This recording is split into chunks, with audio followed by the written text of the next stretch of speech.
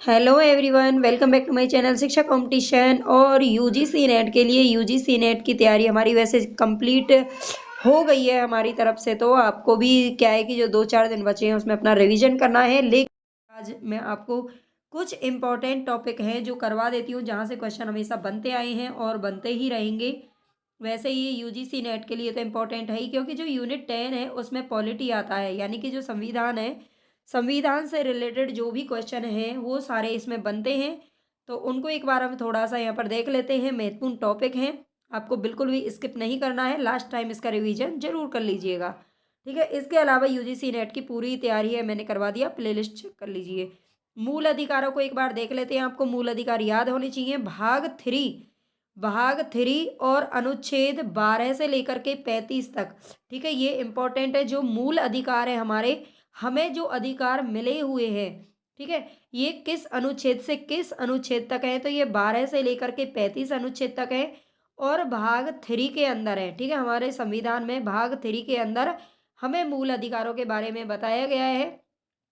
तो इसमें एक बार देख लेते हैं ये कौन कौन से हैं। अगर 12 की बात करें तो 12 में क्या दे रखा है, 12 के अंदर क्या है, तो ये है 12 में राज्य की परिभाषा, भारत की सरकार व संसद और राज्यों की सरकारें व विधानमंडल सभी स्थानीय और अन्य प्राधिकारी, इनके मतलब राज्य की परिभाषा इसमें दी गई है अनुच्छेद 12 के अंदर, ठीक है। अनुच्छेद 12 के अंदर क्या दिया गया है, राज्य की परिभाषा दी गई है। इसके अलावा भाग 13 की अगर बात करें तो मूल अधिकारों से असंगत तथा उनका अल्पीकरण करने वाली विधियां, ठीक है। मूल अधिकारों से असंगत और उनका अल्पीकरण करने वाली विधियां के बारे में बताया गया है।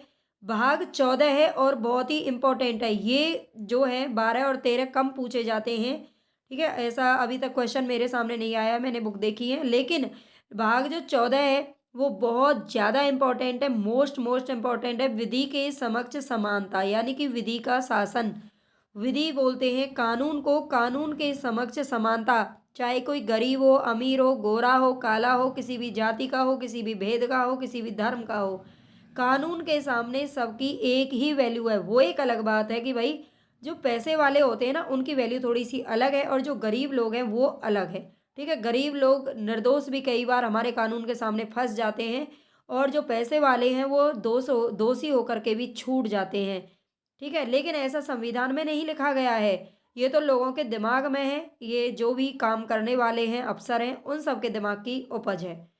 तो ये विधि के समक्ष समानता भाग 14 में अनुच्छेद 14 के अंदर दिया हुआ है। इसको मोस्ट इंपॉर्टेंट अपने दिमाग में बिठा लेना, ठीक है। भाग 15 की अगर बात करें तो भाग 15 के अंदर क्या है, धर्म मूल वंश, यानी कि 15, 16, 17, 18, ठीक है। 15, 16, 17, 18 ये जो 4 अनुच्छेद हैं, इनको याद रख लेना। इन चारों में समानता का अधिकार दिया गया है, ठीक है। समानता का अधिकार, अब समानता का अधिकार किस किस चीज में है, धर्म मूल वंश, जाति, लिंग या जन्म स्थान के आधार पर भेदभाव का निषेध। अगर आपसे कोई भी भेदभाव करता है ना, धर्म के आधार पर, जाति के आधार पर, लिंग के आधार पर, मूल वंश के आधार पर, किसी के भी आधार पर, तो आप उसका विरोध कर सकते हैं और अनुच्छेद 15 के तहत उसको जो भी है सजा उसकी होगी, वो उसको मिलेगी, ठीक है। और 16 के अंदर दिया गया है लोक नियोजन के विषय में अवसर की समता, यानी कि हर किसी के लिए समान अवसर होंगे। जो भी, जैसे कि मान लीजिए आप नौकरी वगैरह कहीं पे भी करना चाहते हैं, आपने फॉर्म डाला है, तो उसमें आपको अवसर, वो एक अलग बात है कि आरक्षण जो है, आरक्षण इस चीज़ को कहीं ना कहीं इस अनुच्छेद का विरोध ही करता है एक तरीके से, है ना। जो उसमें इंटेलिजेंट लोग हैं वो भी रह जाते हैं और कहते हैं कुछ नहीं करने वाले हैं वो भी ऊपर पहुंच जाते हैं। तो अवसर की समता वैसे संविधान की नज़रों में सबके लिए एक ही है, चाहे वो स्त्री हो, पुरुष हो या किसी भी कैटेगरी का इंसान हो। भाग 17 मोस्ट इंपॉर्टेंट है। भाग 17 इसमें अस्पृश्यता का अंत, ठीक है। अस्पृश्यता यानी कि जो छुआछूत वगैरह होती है उसका अंत इसके अंदर कर दिया गया था, लेकिन आज भी नहीं हुआ है। भाग 18 में उपाधियों का अंत, ठीक है। उपाधियों का अंत, उपाधियों का मतलब होता है, जैसे पहले आपने देखा होगा अंग्रेजों के ज़माने में ये उपाधि बहुत ज़्यादा दी जाती थी, उससे पहले भी बहुत थी, मुगलों के शासन में भी आप देख सकते हो। हर किसी ने खुद खुद ब खुद ही अपने आप को उपाधि दे दी थी कि भाई मैंने ये कर दिया और मैं यहाँ का बादशाह हो गया और ये मैं यहाँ का ये हो गया, सुल्तान बन गया, ये बन गया। तो ये उपाधियाँ बहुत पुराने टाइम से चली आ रही थी, लेकिन हमारा जो भाग 3 है और उसका अनुच्छेद है 18, वो उपाधियों का अंत करता है। ठीक है, अब लॉर्ड, किसी के सामने लॉर्ड या राजा या फिर बादशाह या सुल्तान, इस तरह की उपाधियाँ कोई किसी को नहीं दे सकता। भाग 18, अनुच्छेद 18 के अंदर ये लिखा हुआ है। ठीक है, भाग 19, 20, 21 इसको देखते हैं। यहाँ पर भाग 19 से लेकर के 22 तक। ठीक है, एक मिनट दोबारा लगाती हूँ। भाग 19 से लेकर के 22 तक जो अनुच्छेद दिए हुए हैं उनमें जो ये 5 अनुच्छेद हैं, पांचों अनुच्छेद के अंतर्गत क्या है, स्वतंत्रता का अधिकार। ठीक है, स्वतंत्रता के अधिकार में क्या होता है, स्वतंत्रता हमें किस किस चीज़ पर मिलती है, मोस्ट इंपॉर्टेंट है ये, यहाँ से क्वेश्चन पूछते हैं कि आपको जैसे कि उसमें दे देंगे किस किस सामाजिक, आर्थिक, राजनीतिक या को और भी दे देंगे, तो किसके आधार पर संविधान में स्वतंत्रता का अधिकार नहीं मिला हुआ है। ठीक है, तो इस तरह से क्वेश्चन बहुत बनते हैं, इसको आप एक बार देख लीजिए। वाक एवं अभिव्यक्ति की स्वतंत्रता, हमें कहीं भी अपनी बात को कहने का पूरा अधिकार है। हम अपनी बात को कह सकते हैं, वाणी मतलब बोल सकते हैं, या अपने अंदर की बातों को, विचारों को अभिव्यक्त कर सकते हैं। इसकी स्वतंत्रता हमें भाग 19 के तहत मिली हुई है। ठीक है, भाग 20 की अगर बात करें तो अपराधों के लिए दोष सिद्धि के संबंध में संरक्षण, अपराधों के लिए दोष सिद्धि के संबंध में हमें क्या मिला हुआ है, संरक्षण। प्राण एवं दैहिक स्वतंत्रता का संरक्षण है ना। भाग 21 के अंदर क्या है, भाग 21 के अंदर हमें प्राण एवं दैहिक यानी कि हर किसी को जीने का अधिकार है। हम उसको क्या नहीं दे सकते, कोई भी ऐसा दंड नहीं दे सकते जो इसके प्राणों पर बन जाए।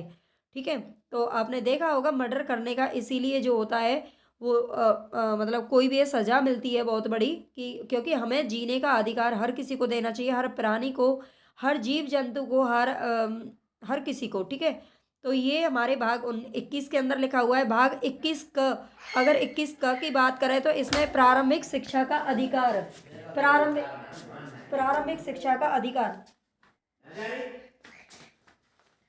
तू जा बेटा, चुप बैठ जा।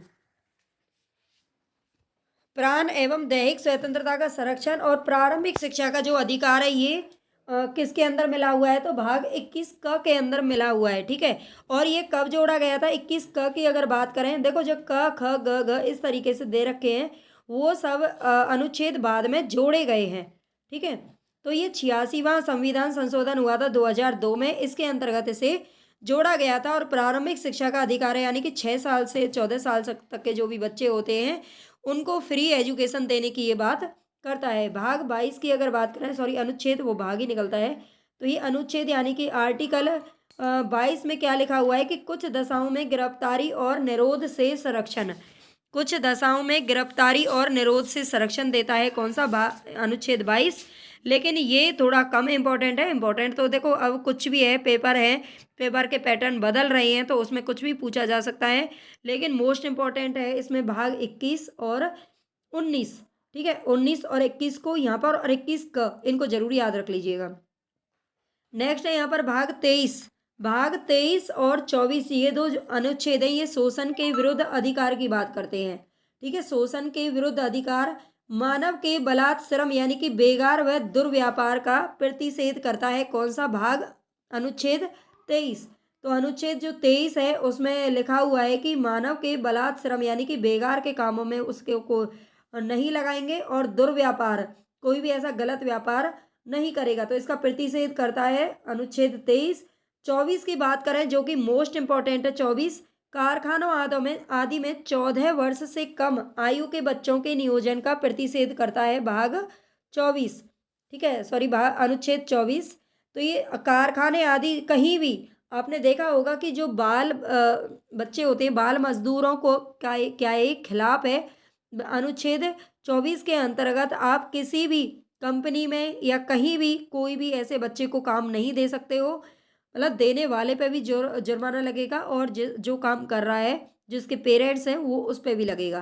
तो ये बच्चों के नियोजन का प्रतिषेध करता है। 14 वर्ष से कम आयु के बच्चों को काम नहीं दिया जाता है कारखाने आदि में। भाग 25 की अगर बात करें तो इसमें देखते हैं, भाग 25, 26, 27 और 28। ठीक है, ये जो 4 अनुच्छेद है ये धर्म की स्वतंत्रता का अधिकार दिलाते हैं। ठीक है, धर्म की स्वतंत्रता का अधिकार दिलाते हैं। 25, 26, 27, 28 तो अलग अलग क्या करते हैं। भाग 25 में अंतःकरण की और धर्म को अबाध रूप से मानने, आचरण और प्रचार करने की स्वतंत्रता देता है हमें। भाग अनुच्छेद 25 अंतःकरण की मतलब अपने मन की बात और धर्म को अबाध रूप से मानने, हमें बिना किसी बाधा के या बिना किसी दबाव के हम जिस धर्म को चाहें उसको अपना सकते हैं, मान सकते हैं, उसका आचरण कर सकते हैं, उसका प्रचार कर सकते हैं। ठीक है, ये स्वतंत्रता हमें अनुच्छेद 25 देता है, लेकिन ये नहीं होना चाहिए था, है ना, लेकिन है, अच्छा है, कहीं ना कहीं इसका कुछ ना कुछ फायदा होगा ही। और भाग अनुच्छेद 26 की अगर बात करें तो धार्मिक कार्यों के प्रबंधन की स्वतंत्रता। ठीक है, धार्मिक कार्यों यानी कि कोई भी कहीं भी अपना धर्म से रिलेटेड कोई भी काम कर सकता है, ये अनुच्छेद 26 हमें इसकी स्वतंत्रता प्रदान करता है।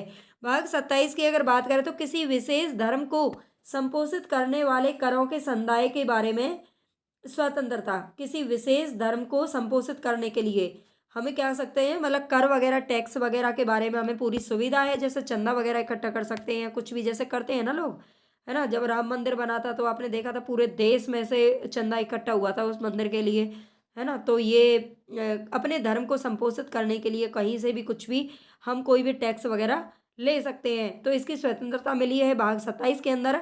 तो भाग 28 ऐसे इसको रिलेट कर देना, राम मंदिर के लिए जो चंदा इकट्ठा किया गया था उसकी स्वतंत्रता कौन सा अनुच्छेद देता है, तो वो 27 देता है। भाग 28 अनुच्छेद 28 कहता है कि कुछ शिक्षा संस्थाओं में धार्मिक शिक्षा या धार्मिक उपासना में उपस्थित होने के बारे में स्वतंत्रता प्रदान करता है। कुछ शिक्षा संस्थाओं में धार्मिक शिक्षा या धार्मिक उपासना में उपस्थित होने के बारे में स्वतंत्रता प्रदान करता है। इसमें अगर मैं इम्पोर्टेंट की बात करूं तो आपको यही इम्पोर्टेंट करना है कि धर्म की स्वतंत्रता का अधिकार किस अनुच्छेद से लेकर किस अनुच्छेद तक है, तो 25 से लेकर के 28 तक है। ठीक है, 25 से लेकर के 28 तक है, ये इंपॉर्टेंट है, याद रख लीजिएगा। नेक्स्ट है यहाँ पर, मुझे बहुत थोड़ा सा स्पीड में पढ़ाना पड़ रहा है क्योंकि पेपर बहुत पास है और मैं नहीं चाहती कि आपका 1 मिनट भी टाइम वेस्ट हो। आप प्लीज़ वीडियो को पूरा देखना क्योंकि इसमें जो भी मैंने टॉपिक लिए हैं वो सब बहुत इंपॉर्टेंट है और आप ही के लिए हैं। 29-30 की अगर बात करें तो 29-30 जो अनुच्छेद है ये क्या कहता है, सांस्कृतिक और शैक्षिक अधिकार प्रदान करता है। तो आप इसमें देख सकते हैं कौन कौन सी स्वतंत्रता है जो मिली हुई है। इसमें शैक्षिक अधिकार मिले हुए हैं, सांस्कृतिक है और धर्म है ना, और ऊपर है और शैक्षिक है, मतलब आर्थिक आर्थिक इसमें स्वतंत्रता नहीं है। तो कुछ चीज़ें हैं इसमें जो जो इनको आपको याद रखनी है। अनुच्छेद 29 और 30 की बात करें तो अल्पसंख्यक वर्गों को अपनी विशेष भाषा, लिपि या संस्कृति को बनाए रखने का पूरा अधिकार है। ठीक है, जो अल्पसंख्यक लोग हैं उनको अपनी भाषा या लिपि और संस्कृति को बनाए रखने का पूरा अधिकार मिला हुआ है अनुच्छेद 23 के अंतर्गत। अगर 30 की बात करें तो शिक्षा संस्थाओं की स्थापना एवं प्रशासन करने का अल्पसंख्यक वर्गों का पूरा अधिकार है। ठीक है, तो ये याद रख लेना, शैक्षिक अधिकार किस में है, तो 29-30 में, ये याद रखना। नेक्स्ट है यहाँ पर अनुच्छेद 21-31 की अगर बात करें तो 31 क्या कहता है, निश्चित यानी कि संपत्ति का अनिवार्य अर्जन। संपत्ति का अनिवार्य अर्जन यानी कि 44वें संविधान संशोधन द्वारा अनुच्छेद 300 का, मोस्ट इंपॉर्टेंट लगाइए इसको।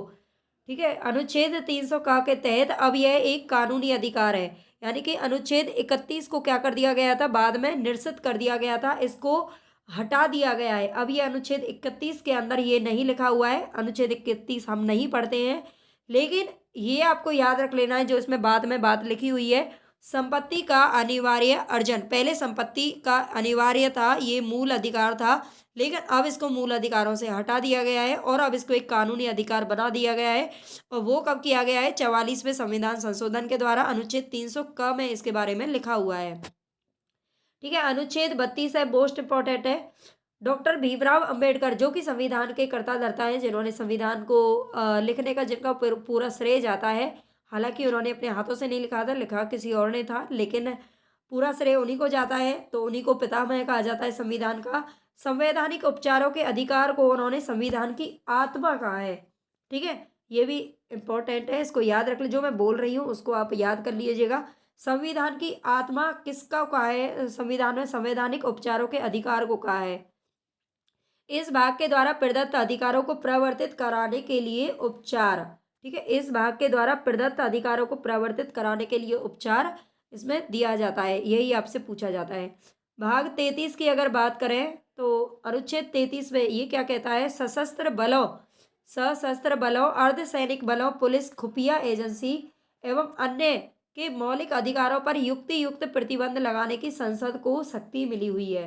ठीक है, इनके मौलिक अधिकारों पर कोई भी अगर युक्तियुक्त मतलब कोई भी अगर प्रतिबंध वगैरह लगाना है तो संसद को इसके बारे में शक्ति मिली हुई है अनुच्छेद 33 में। अगर अनुच्छेद 34 की बात करें तो जब किसी क्षेत्र में सेना विधि प्रवृत्त है तब इस भाग द्वारा प्रदत्त अधिकारों का निर्वर्तन।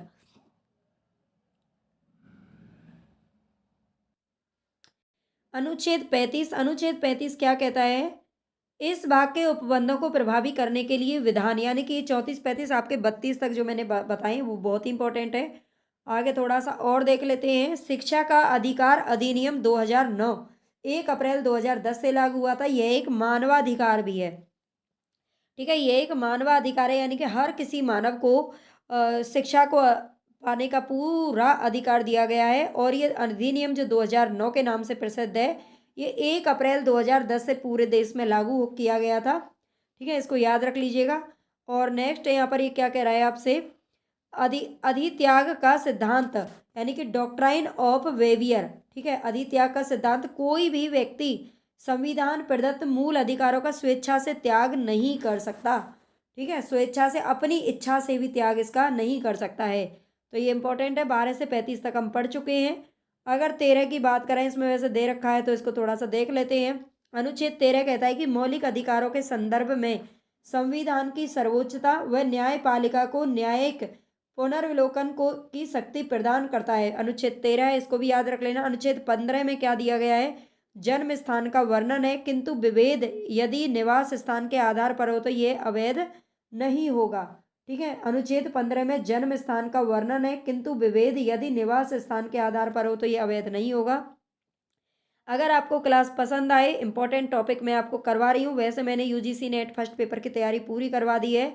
आपको प्लीज़ पसंद आए तो ज़्यादा से ज़्यादा आपको अपने पेपर से पहले इसको चैनल को सपोर्ट करना है, प्यार दिखाना है। मुझे ज़्यादा से ज़्यादा इस वक्त आपके टाइम की ज़रूरत है, तो आप प्लीज़ थोड़ा सा टाइम निकाल करके मेरी वीडियो को पूरा वॉच करिए। और क्योंकि मेरे पास क्या है कि अगर थोड़ा सा और बजट हो या फिर थोड़ी और सुविधाएं हों तो मैं बहुत अच्छा कंटेंट और प्रोवाइड कर सकती हूँ। अच्छा मेरे पास अभी क्या है कि कुछ चीज़ें नहीं है और कोई है भी नहीं ऐसा जो मेरी हेल्प कर दे। तो आपसे ही मैं हेल्प मांगती हूँ कि आप प्लीज़ इतना मेरे लिए कर दीजिए कि आप ज़्यादा से ज़्यादा मेरी वीडियो को शेयर कीजिए और ज़्यादा से ज़्यादा इनको देखिए, पूरी पूरी वीडियो देखिए। बस कुछ भी नहीं है तो आपको एक काम की भी नहीं है तो आप चला करके प्लीज़ रख दीजिए। जो भी बच्चे देख रहे हैं पूरी पूरी वीडियो को चला लीजिए, ज़्यादा से ज़्यादा आप रिवीजन कर लीजिए। आपके काम की हैं सारे वीडियो, कोई फालतू की नहीं है। तो इतना काम आप मेरे लिए कर देना। बाकी यहाँ पर इम्पोर्टेंट टॉपिक जो भी बचे हुए हैं मैं उनको ज़रूर आपको करा दूँगी आपके पेपर तक। तो इस एक बार देख लेते हैं हम नागरिकता के बारे में।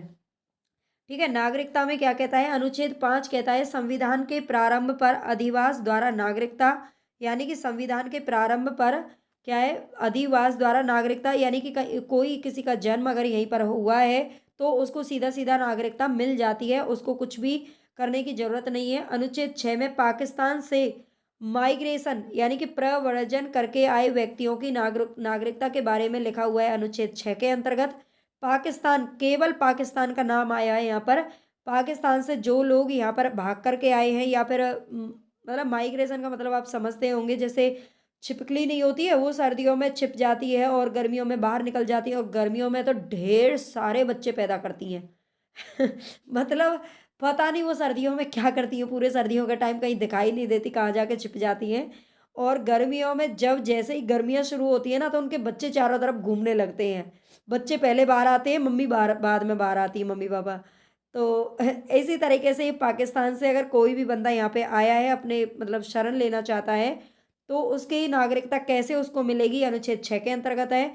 अनुच्छेद 7 में पाकिस्तान को प्रव्रजन करने वाले कुछ व्यक्तियों की नागरिकता के अधिकार। ठीक है, पाकिस्तान से पाकिस्तान से जो लोग आए हैं, ठीक है, पाकिस्तान से मतलब टुक्का करके या उसको मतलब लात मार के आए हैं, वो उनको नागरिकता, और पाकिस्तान को प्रव्रजन करने वाले यानी कि हमारे देश से पाकिस्तान में जो लोग गए हैं उनकी नागरिकता के अधिकार अनुच्छेद 7 में है। अनुच्छेद 8 की अगर बात करें तो भारत के बाहर रहने वाले भारतीय मूल के व्यक्तियों की नागरिकता। ठीक है, भारत के बाहर रहने वाले जो भी भारतीय मूल के व्यक्ति हैं उनको नागरिकता कैसे मिलेगी या नहीं मिलेगी, कैसे उसका जो पूरा विवरण है वो अनुच्छेद 8 में दिया गया है। अनुच्छेद 9 की अगर बात करें तो किसी अन्य देश की नागरिकता स्वेच्छा से अर्जित करने पर भारत की नागरिकता स्वतः ही समाप्त हो जाएगी, अनुच्छेद 9 के अंदर है। अगर कोई बंदा बाहर देश में चला गया है और वहाँ की उसको नागरिकता मिल गई है, उसने ले ली है वहाँ की नागरिकता, तो यहाँ की नागरिकता उसकी खुद ब खुद समाप्त हो जाएगी। अनुच्छेद 10 कहता है कि किसी नागरिक की नागरिकता का अधिकार संसदीय विधान के अलावा किसी अन्य रीति से नहीं छीना जा सकता है। किसी नागरिक की नागरिकता का अधिकार संसदीय विधान के अलावा किसी अन्य प्रकार से नहीं छीना जा सकता है। अनुच्छेद 11 कहता है नागरिकता से संबंधित विधान बनाने की शक्ति संसद को होगी। इस प्रयोजन हेतु संसद ने नागरिकता अधिनियम 1955 पारित किया है। तो ये हमारे कुछ नागरिकता के बारे में इंपॉर्टेंट है। राष्ट्रपति की क्षमादान शक्तियां देख लेते हैं, यहाँ से भी क्वेश्चन बहुत पूछे जाते हैं। राष्ट्रपति की क्षमादान शक्तियां अनुच्छेद 72 के अंदर लिखी गई हैं। ठीक है, 72 के अंदर है क्षमादान शक्तियां। ये क्या कहता है, कम्यूट यानी कि लघुकरण, किसी कठोर प्रकृति के दंड के स्थान पर हल्की प्रकृति का दंड दिया जाना, जैसे कठोर कारावास को साधारण कारावास में बदल देना। अगर मान लीजिए किसी इंसान को बहुत ज़्यादा कठोर दंड दे दिया गया है, तो ये राष्ट्रपति को अधिकार है, उसको ये शक्ति मिली हुई है, उसके अंदर इतनी पावर है कि वो उस दंड को बदल करके कुछ हल्का फुल्का उसको राहत दे सकता है। ठीक है, रीमिशन यानी कि परिहार, परिहार का अर्थ क्या होता है, परिहार का अर्थ है दंड के आदेश की प्रकृति बदले बिना दंड की मात्रा को कम कर देना। जैसे 5 वर्ष के कठोर कारावास को कम करके 2 वर्ष के कठोर कारावास में परिवर्तन, मतलब कठोर दंड अगर उसको मिला है तो दंड तो कठोर ही रहेगा। ठीक है, रीमिशन के अंदर कठोर दंड अगर उसको मिला है तो दंड तो वही रहेगा। अगर उसको मतलब 1000 चाबुक पड़नी है तो 1000 चाबुक ही पड़ेंगे, लेकिन वो कम समय में पड़ेंगे। कहने का मतलब ये है कि अगर उसको 10 साल की सजा मिली है तो 5 साल या 2 साल उसको कर सकता है। कौन, राष्ट्रपति। विराम यानी कि रेस्पाइट, विराम क्या कहता है, इसका अर्थ है दंड पाए हुए व्यक्ति की विशिष्ट अवस्था के कारण उसके दंड की कठोरता को कम करना, जैसे गर्भवती स्त्री के मृत्यु दंड को आजीवन कारावास में बदल देना। ठीक है, दंड पाए, अगर किसी इंसान को दंड मिला हुआ है और उसकी विशिष्ट अवस्था को देखते हुए, है ना, विशिष्ट अवस्था को देखते हुए, मान लो कोई बीमार पड़ गया है या वो गर्भवती है, कोई औरत, जब उसको दंड मिला था तो पता ही नहीं था कि वो गर्भवती है, बाद में पता चला। ठीक है, तो ऐसे उसके मृत्यु दंड को आजीवन कारावास में बदल सकता है ताकि उसके बच्चे से उसकी मां ना छूटे। प्रविलंबन, प्रविलंबन क्या होता है, रीप्राइव यानी कि इसका अर्थ है मृत्यु दंड को अस्थायी तौर पर निलंबित कर देना। मतलब मृत्यु दंड का क्या कर देना, अ, उसको निलंबित कर देना कि हाँ भाई इसको मृत्यु दंड नहीं दिया जाएगा। अस्थायी तौर पर, टेम्पोरेरी तौर पर किया जा सकता है, ना कि इसमें स्थायी नहीं लिखा हुआ है, परमानेंट नहीं है, उसको अस्थायी तौर पर किया जा सकता है। क्षमा यानी कि पर्डन, इसका अर्थ है अपराधी को दंड या दंडादेश से पूरी तरह से मुक्त कर देना।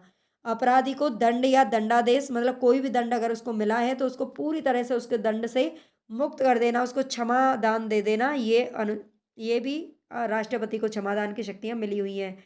एक बार देख लेते हैं हम भारत के राष्ट्रपति, जो कि इम्पोर्टेंट है, यहाँ से भी बहुत क्वेश्चन पूछे जाते हैं हर एग्जाम में। तो जो मुझे इंपॉर्टेंट लगे वो मैंने आपको डाल दिए। जो भी आपके दिन बचे हैं मैं उसमें इंपॉर्टेंट चीज़ें ऐसे ही करवा दूंगी। अगर आपको क्लास पसंद आए तो बताना मुझे, कमेंट करके प्लीज़ ज़रूर बताया करो, बड़ा अच्छा लगता है जब कोई कमेंट करता है। भारत के राष्ट्रपति की अगर बात करें तो इनके निर्वाचन वर्ष, ये मैं ज़्यादा नहीं बताऊंगी, इसको एक बार आप देख लीजिए। सबसे पहले डॉक्टर राजेंद्र प्रसाद थे, 1952 में बने थे प्रथम राष्ट्रपति। डॉक्टर प्रसाद फिर दूसरी बार बने थे 1957 में। ये 2 बार निर्वाचित किए गए थे। ठीक है, 1962 में एस राधाकृष्णन जी बने थे, और डॉक्टर जाकिर हुसैन 1967, बीवी गिरी 1969, फखरुद्दीन अली अहमद आपातकाल लगाया गया था। ठीक है, उस टाइम पर ये 1974 में बने थे। इन्होंने आपातकाल लगाया था, ये ध्यान रख लें। आपातकाल किसके टाइम पर लगाया राष्ट्रपति आपातकाल, तो ये फखरुद्दीन अली अहमद साहब ने लगाया था। 1977 में एन संजीव रेड्डी निर्विरोध निर्वाचित। 1982 में ज्ञानी जैल सिंह बने थे, प्रथम सिख राष्ट्रपति थे। ठीक है, सिख राष्ट्रपति थे ये प्रथम, ज्ञानी जैल सिंह। और आर वेंकट रमन 1987 में बने थे, ये उससे पहले उपराष्ट्रपति थे। डॉक्टर शंकर दयाल शर्मा बने थे 1992 में। K R Narayanan 1997। Doctor APJ Abdul Kalam, इनको इम्पोर्टेंट है, ये पहले वैज्ञानिक थे, बाद में इनको ये राष्ट्रपति बने थे 2002 के अंदर। 2007 में प्रथम महिला राष्ट्रपति बनी थी श्रीमती प्रतिभा पाटिल। और 2012 में बने थे प्रणब मुखर्जी, जो कि पूर्व वित्त मंत्री थे। इसके बाद 2017 में रामनाथ कोविंद जी बने थे, जो पहले राज्यपाल थे बिहार के। और 2022 में बनी थी द्रौपदी मुर्मू, जो अभी परमानेंट मतलब अभी अपने पद पर कार्यरत हैं। तो 2000 ये राष्ट्रपतियों के आप क्रम याद कर लेना, यहाँ से भी क्वेश्चन पूछा जा सकता है।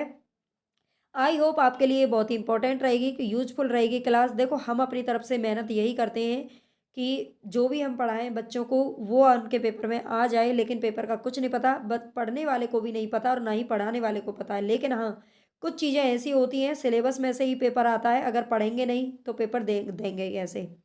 तो ऑल द बेस्ट अभी से ही आपको एडवांस में आपके पेपर के लिए।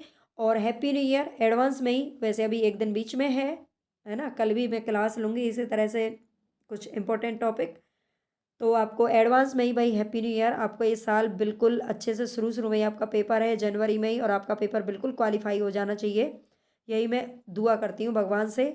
और आप ज़्यादा से ज़्यादा मुझे सपोर्ट करिए, मैं आपके लिए और ज़्यादा मेहनत करूँगी।